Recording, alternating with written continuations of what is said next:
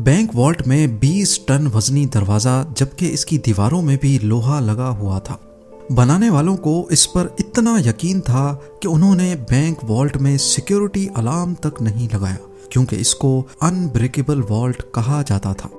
इसका भरम तो तब टूटा जब डकैतों ने एक मास्टर प्लान बनाया और पूरे 27 घंटों तक सिक्योरिटी को चकमा देकर इस वॉल्ट में नाजरीन, ये मास्टर प्लान था क्या और ये हिस्ट्री की सबसे बड़ी बैंक रॉबरी क्यों मानी जाती है, इस पर बात करने से पहले हम सीधा चलते हैं 19 जुलाई 1976 वाले दिन पर। मंडे के दिन का सूरज निकल चुका था और फ्रांस के शहर निस में सोसाइटी जनरल नामी बैंक में स्टाफ मेंबर्स पहुंचना शुरू हो चुके थे। ये बैंक आज के दिन तक दुनिया का सबसे सिक्योर्ड और सबसे मजबूत वॉल्ट रखने वाला बैंक माना जाता था। हुआ कुछ यूं था कि रूटीन के मुताबिक बैंक स्टाफ वॉल्ट को खोलने गए। ये एक बहुत ही हैवी दरवाजा था जिसमें इंतहाई कॉम्प्लिकेटेड लॉक लगा हुआ था। उन्होंने लॉक कॉम्बिनेशन लगाया लेकिन दरवाजा नहीं खुला।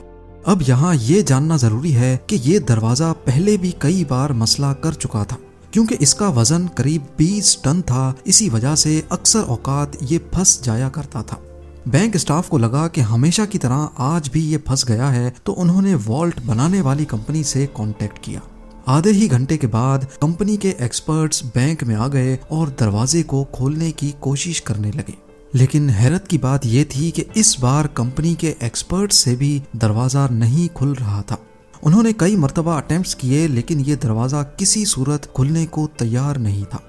बात अब सीरियस होती जा रही थी, क्योंकि कस्टमर्स की लाइन लगी थी और ये अब बैंक की इज्जत का सवाल था। आखिरकार 3 घंटों के बाद उन्होंने फैसला किया कि वॉल्ट की दीवार में ड्रिल करके सुराख करके देखा जाए कि आखिर दरवाजे में ऐसी क्या चीज फंसी है। वॉल्ट के दरवाजे पर किसी फोर्स्ड एंट्री के निशानात भी नहीं थे और इसकी चारों दीवारों पर भी किसी किस्म के निशानात नहीं पाए गए। हैवी ड्यूटी ड्रिल मशीन से सुराख करके जब अंदर झांका गया तो क्या देखते हैं कि वॉल्ट के दरवाजे को अंदर से किसी ने वेल्ड करके बंद किया हुआ है। ये मंजर देखकर इस पर यकीन लाना काफी मुश्किल था, क्योंकि वॉल्ट में जाने का सिर्फ एक ही रास्ता था। ना ही इसके अंदर कोई रोशनदान था और ना ही कोई खिड़की, यानी वॉल्ट के अंदर जाना इम्पॉसिबल था। अब ये देखकर सबको इतना एहसास तो हो चुका था कि यहाँ कुछ न कुछ एबनॉर्मल जरूर है। उन्होंने मशीनरी मंगाई और वॉल्ट की दीवार को तोड़कर अंदर जाने का फैसला किया। ये काम काफी टाइम कंज्यूमिंग था, क्योंकि ये दीवारें नॉर्मल दीवारों से काफी मोटी थीं और इनके बीच में लोहा भी लगा हुआ था। खैर, कई घंटों की मेहनत के बाद इतना सुराख हो गया कि एक इंसान इसमें से अंदर जा सके, और जब अंदर देखा गया तो ये मंजर नाकाबिले यकीन था। बैंक वॉल्ट लुट चुका था, कुछ लॉकर्स टूटे तो कुछ खुले पड़े थे, और सबसे इंटरेस्टिंग बात, वॉल्ट की दीवार पर स्प्रे पेंट से ये फेमस अल्फाज लिखे हुए थे, जिसकी इंग्लिश ट्रांसलेशन है without arms, without hate and without violence. अभी बैंक स्टाफ होश में आता कि उन्होंने वॉल्ट की जमीन में एक टनल बना देखा। अब आगे का काम पुलिस का था, जो कि उस वक्त तक पहुंच चुकी थी। डकैत वॉल्ट में मौजूद पैसे और गोल्ड ब्लॉक समेत 4000 में से 400 सेफ बॉक्सेस तोड़कर उसके अंदर से कीमती चीजें लेकर फरार हो चुके थे। जो टनल उन्होंने खोदा था वो शहर के सबसे बड़े अंडरग्राउंड सीवरेज लाइन में निकल रहा था। वहां पुलिस को काफी सबूत मिले, जिसमें टूल्स और 27 गैस सिलेंडर्स भी थे, जिसकी मदद से डकैतों ने वेल्डिंग टॉर्च चलाई थी। ना सिर्फ इतना, बल्कि सीवरेज लाइन में ताज़ा हवा के लिए वेंटिलेशन इक्विपमेंट और करीब 1 किलोमीटर लंबी इलेक्ट्रिकल केबल भी पाई गई। ये लूट $20 मिलियन से भी ज्यादा की थी, जिसकी आज कुल मालियत $110 मिलियन या फिर 900 करोड़ रुपयों के बराबर बनती है। ये ना सिर्फ सेंचुरी की सबसे बड़ी बैंक हाइस्ट थी, बल्कि इस पुलिस इन्वेस्टिगेशन को भी फ्रांस की सबसे बड़ी इन्वेस्टिगेशन का दर्जा हासिल है। खैर, ये बात अब पूरी दुनिया में फैल चुकी थी। बैंक की रेपुटेशन को तो अच्छा खासा नुकसान हुआ ही था, लेकिन ये फ्रेंच पुलिस के लिए भी बहुत अफसोस का मकाम था। अगले कई महीनों तक पुलिस ने एड़ी चोटी के जोर लगाए, आसपास के लोगों को पकड़ा, बैंक स्टाफ को इंटरोगेट किया, लेकिन कहीं से भी डकैतों का कोई सुराग ना मिल सका। फिर 3 महीनों के बाद अक्टूबर 1976 में पुलिस को एक बहुत बड़ी लीड मिली। डकैतों के ग्रुप का एक मेंबर अपनी ही गर्लफ्रेंड की टिप पर पकड़ा जा चुका था। पहले तो वो मान नहीं रहा था, लेकिन जब पुलिस ने उसकी तबीयत साफ की तो वो फट पड़ा और पूरी गैंग का नाम ले डाला। पुलिस के लिए हैरानगी की बात यह थी कि ये गैंग छोटी मोटी चिंदी चोरियों के लिए फेमस हुआ करता था। इतनी बड़ी बैंक हाइस्ट इन्होंने ही की थी, ये बात कुछ हजम नहीं हो रही थी। इस प्लान का मास्टरमाइंड असल में कोई और ही था। इंटेरोगेशन के दौरान गैंग मेंबर्स ने पुलिस को एक शख्स का नाम दिया जो कि उनके मुताबिक चोरी का मास्टरमाइंड था। ये एल्बर्ट स्पाज़्ज़ियारी नामी शख्स असल में एक फोटोग्राफर था। जब पुलिस ने इसको अरेस्ट किया तो ये कहीं से भी क्रिमिनल नहीं लग रहा था। सिंपल ड्रेसिंग, सिंपल लाइफस्टाइल और शहर के आउटस्कर्ट्स में एक नॉर्मल से घर में रहता था। इसके आस पड़ोस से पता किया गया तो सबने यही कहा कि एल्बर्ट सीधा साधा फोटोग्राफर है जो हमेशा अपने काम से काम रखता है। लेकिन एल्बर्ट स्पाज़्ज़ियारी के बारे में पुलिस जो कुछ सोच रही थी वो उससे बिल्कुल अलग था। उसने फौरन पुलिस के सामने कॉन्फेस किया कि बैंक हाइस्ट का मास्टरमाइंड वही है। पुलिस के लिए ये केस अब तकरीबन क्लोज हो चुका था, लेकिन ये तो सिर्फ एक शुरुआत थी।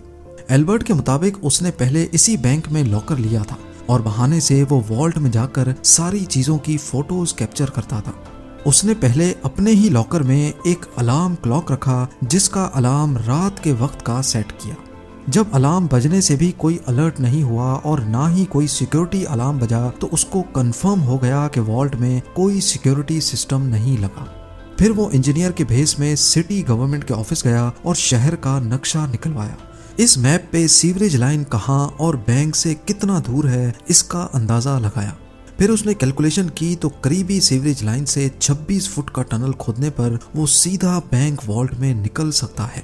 अब इस काम के लिए बहुत मेहनत की जरूरत थी, लिहाजा एल्बर्ट ने शहर के एक गैंगस्टर से कांटेक्ट किया और उसको सारा प्लान बताया। उस गैंगस्टर ने अपने आदमियों को इस काम पे लगा दिया। टनल को खोदने में करीब 2 महीने लग गए क्योंकि ये काम बगैर मशीनरी के किया जा रहा था और इस काम को सिर्फ रात के वक्त करना बहुत जरूरी था जब बैंक में कोई भी नहीं होता। इस दौरान एल्बर्ट अपनी पूरी कोशिश कर रहा था कि सीवरेज लाइन के ऊपर रोड तक भी किसी को आवाज ना जाए। फिर 18 जुलाई सैटरडे और संडे वाली रात को वो वॉल्ट में फाइनली दाखिल हो गए। अगले 27 घंटों तक उन्होंने बड़े सुकून से लूट मार की, जिसके दौरान उन्होंने वहां लंच भी किया और डिनर भी, और जाते जाते ये फेमस अल्फाज लिख कर चले गए। पुलिस ने एल्बर्ट को कोर्ट में पेश किया जहां उसने जज के सामने भी अपना जुर्म कबूल कर लिया। उसने इंटेरोगेशन के दौरान अपने प्लान का एविडेंस और लूटी गई रकम की डिटेल्स एक पेपर पे कोड वर्ड में लिखी थी। उसका कहना था कि ये एविडेंस वो सिर्फ जज को ही देगा और सिर्फ जज ही इस कोड वर्ड को पढ़ सकेगा। इस काम के लिए जज ने एल्बर्ट को अपने कमरे में बुलवा लिया।